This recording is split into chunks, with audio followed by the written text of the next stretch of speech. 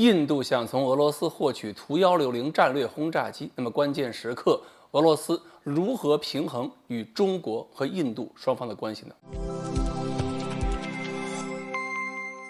各位网友，大家好，我是刘小飞。根据《环球时报》报道，印度国防研究所转述了印度前空军元帅阿鲁普拉哈在新德里的那个考迪利耶基金会论坛上的讲话。这位拉哈呢宣称，印俄两军正在就从俄罗斯购买图160战略轰炸机展开一个接触，而且还说呢，双方已经取得了重大的进展，很可能就快要达成初步协议了，并且达成协议之后，很快谈判就能进入最后阶段。印度人觉得自己的空军作为本星球第4大空军，一架战略轰炸机都没有，面子上的不好看嘛，所以一定要搞点图160。当然了，如果印度真的拥有了图160，恐怕咱们这边很多网友也觉得不好受。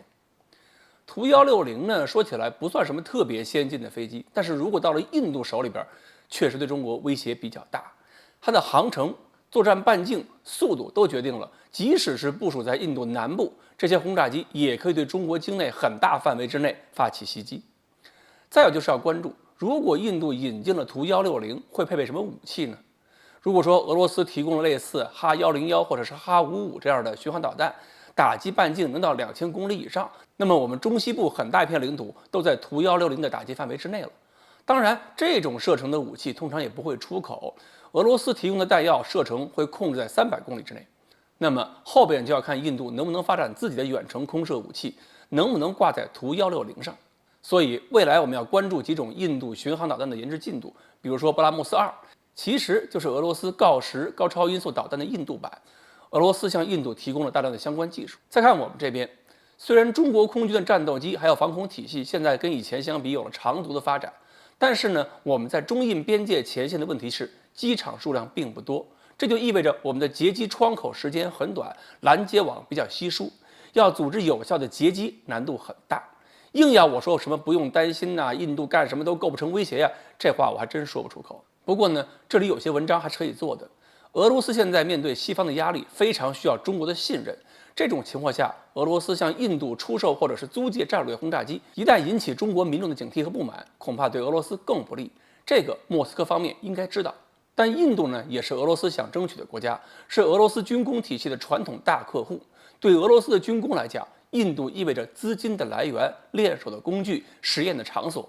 而且现在除了印度能够承担这些角色的国家已经越来越少了，所以俄罗斯也不得不紧紧抓住这个大户。这就意味着在对待印度跟对待中国的外交立场上，必然会出现一些冲突，需要俄罗斯去评估哪个国家对俄罗斯更重要。如果俄罗斯不想得罪中国和印度，有些事情是可以做的，比如说可以限制印度军队使用图160的方向，不让他们用这些飞机去攻击中国。但是这么一来的话，印度恐怕也就不需要这种飞机了。还要考虑一点，就是美国的影响。购买图160跟购买 S400性质是不同的。印度购买 S400纯粹是让俄罗斯获取了资金，因为 S400产量可以跟得上，这一点美国不会允许。但是如果印度购买或者是租赁了几架图160，就是让俄罗斯手里本来数量就很少的这种飞机减少若干架，而且这些图160在印度手里边还减轻了美国和西方的压力，也有利于美国对这些战略轰炸机进行监控。